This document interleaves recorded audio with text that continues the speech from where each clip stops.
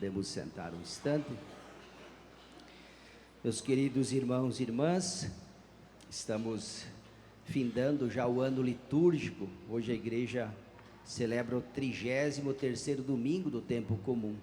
Próximo fim de semana já celebraremos Cristo Rei, coroamento do ano litúrgico. E a liturgia, na medida em que o tempo passa, tudo na vida passa, né? Jesus falou que só as palavras dele que não passarão. A liturgia também, ela nos leva a refletir sobre um tema que é muito caro, de extrema importância para todos nós. Não só o tempo litúrgico passa, mas nós também passamos. A nossa vida, meus queridos irmãos e irmãs, ela é marcada pela brevidade. Todos nós, no tempo de Deus, nós não sabemos, né? Assim como no Evangelho, a atitude que nós temos que ter é de vigilância, prudência, sabedoria. Olha os verbos, olha as palavras usadas: sabedoria, discernimento, prudência, estar atento, estar vigilante, porque o dia do Senhor virá de surpresa. Todas essas imagens, estas exortações diz respeito ao que? A nossa salvação. Nós nunca podemos esquecer, de que a nossa vida nesse mundo deve ser uma luta constante para salvar a nossa vida. Nós olhamos para a humanidade e a gente percebe que a preocupação da grande maioria das pessoas é ganhar este mundo. Claro que nós devemos lutar, nós devemos trabalhar, né? A liturgia não fala disso, que nós devemos desprezar o mundo, até porque o mundo é obra de Deus, tudo que existe foi Deus que fez. Só que quando Deus fez o mundo, Ele fez para alguém. Deus não criou o mundo só para os passarinhos, para a grama e para as árvores, não. Aliás, diz a Sagrada Escritura que de todas as criaturas que Deus fez, a única que tem a imagem e semelhante do Criador somos nós. O passarinho, o papagaio, o mico-leão dourado, a baleia azul, a amarela, são criaturas de Deus, mas que tem a imagem, criado a imagem e semelhança de Deus, criados para louvar a Deus, para estar com Deus, foi a criatura humana, você e eu. Portanto, as leituras de hoje, elas falam exatamente disso, sobre o fim dos tempos. Todos nós sabemos que Jesus, quando veio pela primeira vez, depois que ele ressuscitou, apareceu aos discípulos, Jesus várias vezes disse que ele viria uma segunda vez. Só que ele não disse quando ele virá, mas ele disse que virá uma segunda vez, e essa segunda vinda que nós aguardamos na fé, e é um aguardar na fé, fazendo com que a nossa vida, nossas atitudes correspondam àquilo que Deus pede de nós. Não é um aguardar passivo, no sentido que eu não preciso fazer nada, quando Jesus vier, Ele vai me levar com Ele. Não é assim. Ele deseja, quer e nos fez para isso, mas nós precisamos também fazer a nossa parte. Então hoje, na primeira leitura, profecia de Daniel, diz que naquele tempo se levantará o grande príncipe, o defensor dos filhos do teu povo. E aqui, olha aqui, ó,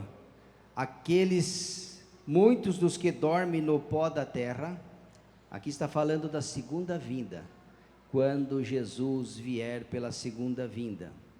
Provavelmente todos nós já teremos passado, não sabemos o dia nem a hora. Perguntaram ao Senhor, quando isso vai acontecer? Quando vireis de novo pela segunda vez? E o que ele disse? Quanto a isso, só meu Pai sabe. O Evangelho diz, nem os anjos do céu, nem o Filho, mas apenas Deus. Apesar de ter muitos que por aí já falaram, né? De fim dos tempos, eu lembro, logo que eu saí do ventre da mãe, eu sempre ouvi previsões, né? De dia, de hora, até os segundos contados, né? Então, onde ia comer mais? Deve ser alguém que sabe mais que Deus, né? Porque se o próprio Jesus falou que nem ele sabe, nem os anjos, só Deus, mas parece que tem alguém aí que sabe mais que Deus. Veja que diz: muitos que dormem no pó da terra despertarão, ressuscitarão. Veja aqui agora, uns para a vida eterna. Que bom se também quando nós morrermos, porque o juízo universal é quando virá Jesus para julgar toda a humanidade, de um extremo ao outro da terra. Mas provavelmente nós teremos, antes do juízo universal, nós teremos o nosso juízo particular,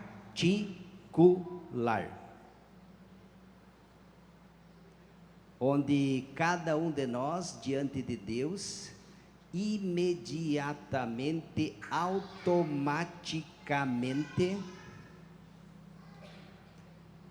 tão logo se feche nossos olhos para esse mundo, num triscar de dedo.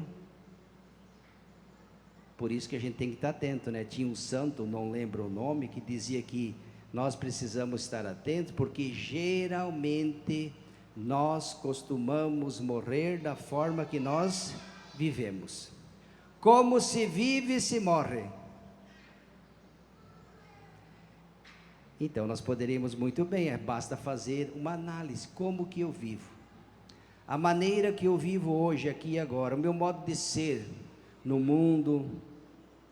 Se Deus me chamasse hoje, amanhã, daqui um mês, um ano, 2, sabendo que se costuma morrer da forma que se vive, então a gente já tem uma ideia mais ou menos por onde nós estamos caminhando, e provavelmente também poderíamos dizer até com certeza para onde iremos e com quem estaremos. Se com Ele, para sempre, ou longe dele, para sempre. É o que diz a primeira leitura. Muitos daqueles que dormem no pó da terra despertarão, uns para a vida eterna, outros para a condenação eterna. São palavras fortes, palavras duras, mas são palavras verdadeiras. Ou nós estamos com Deus, ou nós caminhamos para a nossa salvação, não tem meio termo. O padre sempre fala que a vida é feita de escolhas, tem boas escolhas e péssimas escolhas. Nós caminhamos entre luz e trevas. Se você quer andar nas trevas, você vai colher os frutos das trevas, não tem. Agora, se você optou pelo caminho da luz, é assim, viu? Com todos nós. Então, muitos que dormem, os que dormem no pó da terra despertarão, uns para a vida eterna, ótimo, outros para a condenação, o opróbrio eterno. Aqueles que foram sábios brilharão como firmamento. E aqui precisa saber de que sabedoria. Tem uma passagem da Escritura que diz que aquilo que é loucura para o mundo é sabedoria para Deus. Tem muita gente por aí que acha que é besteira, é loucura, ir na igreja, rezar, para quê? Dizem que é loucura. O que é loucura para o mundo? Sabedoria para Deus. Lembra aquela passagem? Cuidado, porque quem quiser salvar a sua vida vai perdê-la. E quem perder a sua vida por causa de mim e do meu evangelho vai salvá-la. Aqueles que foram sábios brilharão como firmamento. Os que tiverem ensinado a muitos homens o caminho da virtude brilharão como as estrelas no céu por toda a eternidade. No evangelho fala da grande tribulação, né? Diz aqui: aprendei, pois, da figueira a parábola. Quando nós vemos os ramos ficarem verdes, nós costumamos dizer, né, que as folhas começam a brotar, que o verão está próximo. Assim também, quando virdes acontecer essas coisas, ficais sabendo que o Filho do Homem está próximo às portas.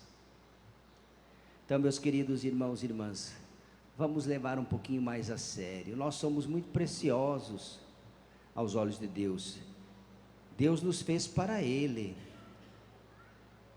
Que triste quando se chegar ao final da nossa vida, depois, o padre já falou muitas vezes, que agora é o tempo da misericórdia.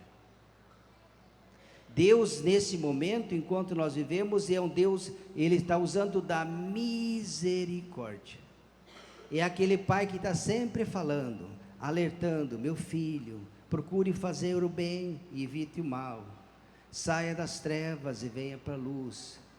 Tentando, você que é pai e mãe, acredito que você está sempre, todos os dias, exortando, chamando, corrigindo, porque ama, porque quer o bem, porque se preocupa, porque não deseja que o seu filho... Muito bem, isso mesmo. Deus não é diferente.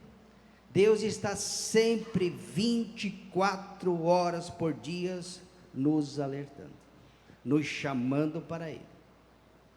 Só que a nossa inteligência, nós fomos criados livres.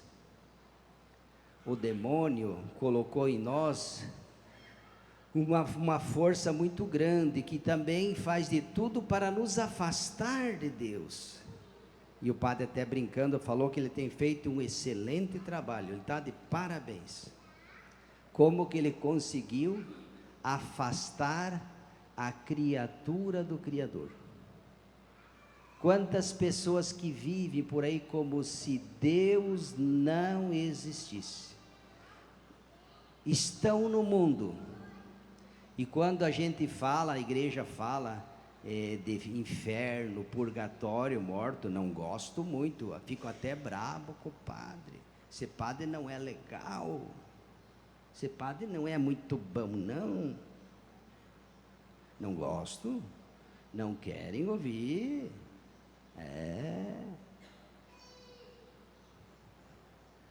Então, meus queridos irmãos, isso vale para o padre, para o papa, para o bispo. Estar com Deus ou não é uma possibilidade. Eu já falei, cuidado que nem todos, quando nós morremos, vai vir o tempo da justiça. Agora é o tempo da misericórdia, da caridade, da paciência. Mas depois da morte vem o justo juiz, é o julgamento. O julgamento é outra coisa. Não adianta chorar depois. Conta a história também, diz que morreu uma pessoa, viveu no mundo muito tempo, né? Quando morreu, subiu lá em cima e que todo mundo diz: morreu, que bom, está com Deus. Tomara, não é assim não. Chegou lá nas portas do São Pedro, não entrou no céu não, tinha outro lugar para ele, bem diferente do céu. Aí começou a contestar: mas como? Mas espera aí, mas não está certo, tem alguma coisa errada aí? Como que o meu nome não está escrito no livro? Aqui fala, né? Que os nossos nomes estejam escritos no livro da vida. Mas por quê? Mas sabe, mas eu fiquei lá na terra, eu não fiz nada. Isso é porque você não fez nada, deveria ter feito alguma coisa. Exatamente. Na moral se diz que não basta não fazer o mal, é preciso fazer o bem. Não basta apenas não fazer o mal, já é bom a gente não fazer o mal, é preciso fazer o bem. A fé deve se traduzir, quantas vezes o padre fala isso? É a árvore que precisa dar frutos. Uma árvore que não dá frutos, Deus nos colocou no mundo é para dar frutos. Coloque na cabeça isso. Não é só para somar nas estatísticas, se somos 7, 8, 10 bilhões para fazer peso na terra. Não. Ou para viver essa vidinha, desfrutar. Não.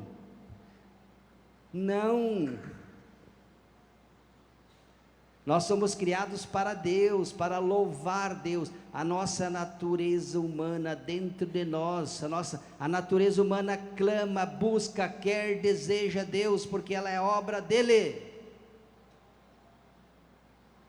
Mas o inimigo trabalha também no sentido contrário. Então vamos pedir ao Senhor: Senhor, ilumina a minha vida. Faça com que eu ando sempre no caminho que me leva a Deus. De que adianta a gente ganhar tudo nesse mundo e perder a vida eterna? Já pensou? Você já se fez essa pergunta? De que adianta um homem ganhar a vida inteira? Aliás, é uma passagem bíblica, né? De que adianta o homem ganhar a vida inteira e perder a sua vida, a sua alma? Lutou em vão, trabalhou em vão. A pior desgraça que poderia acontecer para alguém é ser privado da vida eterna. E olha, a vida eterna se busca aqui, viu? Depois que morreu, não adianta chorar nem bufar. Quando a gente morre, já sai com a sentença. Por isso que o santo, geralmente costumamos morrer da forma que vivemos. Analisemos a nossa forma de viver e nós já vamos ter e se tem alguma coisa que precisa mudar, e eu acredito que sempre tem, correções a gente precisa fazer, porque nós somos todos pecadores, a nossa natureza humana também, ela foi visitada pelo pecado, então uma força negativa que nos afasta de Deus está lá dentro de nós, e o tempo de corrigir, de mudar a rota é agora, viu? Olha, não é nada bom ficar longe de Deus uma eternidade, é a pior desgraça. Se você quer estar com Ele na vida eterna, e eu acredito que esse é o desejo de todos, busque Ele agora, viu? Busque Ele agora. Cuidado, não fique aí muito mongueando por aí, se preocupando com tantas coisas. Se preocupe, use a sabedoria para buscar as coisas de Deus. A gente é tão esperto para as coisas do mundo, né? Somos muito espertos. Mas para as coisas de Deus, a gente leva tudo meio na brincadeira, no desleixo. Isso é homem insensato. Pensou em tudo menos na sua salvação. Insensato, imprudente. Então que as leituras de hoje sirvam como um alerta, uma advertência, um sinal amarelo indo quase para o vermelho. Porque está em jogo nada mais, nada menos do que a nossa salvação. E quando se fala da salvação, não se pode brincar, é algo muito caro. Nós vivemos nesse mundo é para isso. E ponto final. De que adianta o homem ganhar o mundo inteiro e vier a perder a sua alma? Como dizia um sábio, né? Que a herança é um dinheiro que os mortos deixam para os vivos se matarem. Repito e finalizo. A herança é um dinheiro que os mortos deixam para os vivos se matarem. Já viram isso? Louvado